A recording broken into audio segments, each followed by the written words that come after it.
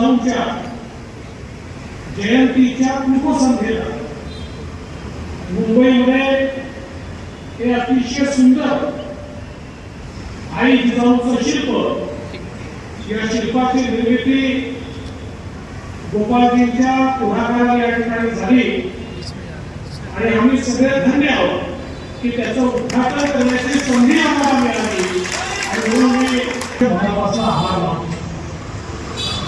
आशिषजींनी सांगितलं अतिशय खरं आहे.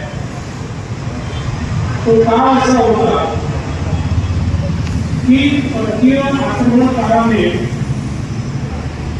भारतीयांच्या तेजाचा भंग केला होता. भारतीयांची विश्ववृत्ती संपली होती, लढण्याची ताकद संपली होती. प्रभू श्रीरामांचं मंदिर वस्त्र होऊन त्या ठिकाणी गावठी ढाचा तयार झाला होता आणि दुर्दैवाने आमचे अनेक राजे, आमचे अनेक राजवाडे हे मुघलांचे मनसबदार म्हणून त्या ठिकाणी स्वतःचा सन्मान मानत होते, पण मुघलांची लढत नव्हते. स्वराज्य म्हणजे काय असतं हे आम्हाला माहिती नव्हतं. आम्ही गुलामगिरीत गेलो होतो आणि या गुलामगिरीचा कधी अस्तित्वच होणार नाही, आता आम्हाला कोणी वाचवू शकत नाही, अशा प्रकारची भावना तेव्हा जनतेच्या मनामध्ये होती. त्या काळामध्ये आई जिजाऊंनी छत्रपती शिवरायांना स्वराज्याची संकल्पना सांगितली.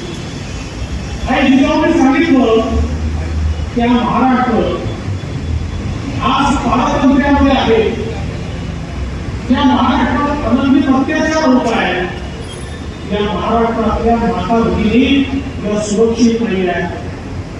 पण ती आक्रमणकारी हे ज्या प्रकारे अनन्वित अत्याचार करताय, शिवबा तुला याच्यावर लढावंच लागेल, तुला उभं राहावंच लागेल. शिवबा तुला या सर्व आपल्या जनतेला या गुलामगिरीतून सोडवावंच लागेल.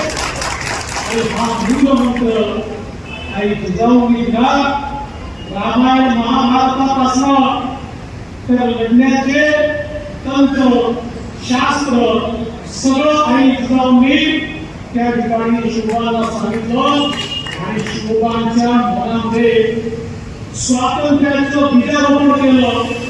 गुलामगिरीतनं बाहेर पडायचं आहे आणि त्याकरता आपलं सर्वस्व प्रदान करायचं आहे. उद्या राजमाता जिजाऊ यांची जयंती आहे आणि त्यांच्या जयंतीच्या पूर्वसंध्येला एक सुंदर असा चौकचं उद्घाटन महाराष्ट्राचे उपमुख्यमंत्री देवेंद्रजी फडणवीस यांच्या हस्ते होत आहे.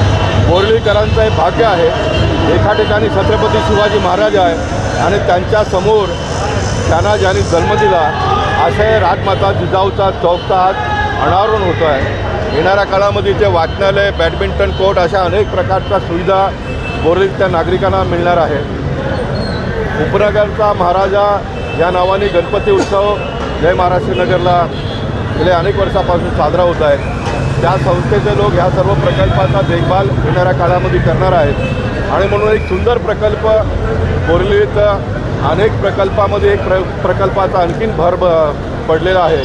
त्याचा नक्कीच एक खासदार या नात्याने मला अत्यंत समाधान होतो आहे आणि या कार्यक्रमाला जे मराठी भाषिक बांधव इतक्या मोठ्या प्रमाणात आले आहेत ते बघून मनामध्ये अशी भावना येते का आणखीन असे 4 प्रकल्प येणाऱ्या काळामध्ये केले पाहिजे. छत्रपती शिवाजी महाराज की. अडचणी बऱ्याच आल्या आहेत, परंतु अडचणीला मात करण्याचं नाव गोपाल शेट्टी आहे. 2017ला याचं नामकरण प्रस्तावित करण्यात आला होता. 6 वर्षापेक्षा जास्त काळ हे सर्व पूर्ण व्हायला लागलं. एकीकडे महाराष्ट्राचे उपमुख्यमंत्री देवेंद्रजी फडणवीस मॉस्कोला जाऊन अण्णाभाऊ साठेंचा पुतळ्याचं अनावरण करून येतात, तर दुसरीकडे भारतसारख्या देशामध्ये आपल्या देशातल्या महापुरुषांच्या नावाने प्रकल्प करण्यासाठी अधिकारी वर्ग अनेक प्रकारच्या अडथळे निर्माण करतात.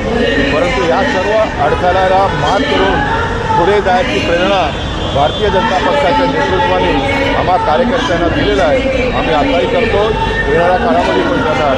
शेवटी महापुरुषांचे विचार या देशाला जगाच्या पाठीवर नेऊन भारत देशाचं नाव मोठा करण्यासाठी खूप मोठा योगदान होणार आहे. आपल्यासारख्या व्यक्तीला खूप आनंद आणि अभिमानाची गोष्ट आहे. अमेरिकेसारख्या देशाच्या चौकात वीर सावरकरांचा पुतळा बसवतात. वीर सावरकरांचं चौक अमेरिकेला निर्माण होतं, म्हणजे किती मोठी गोष्ट आहे.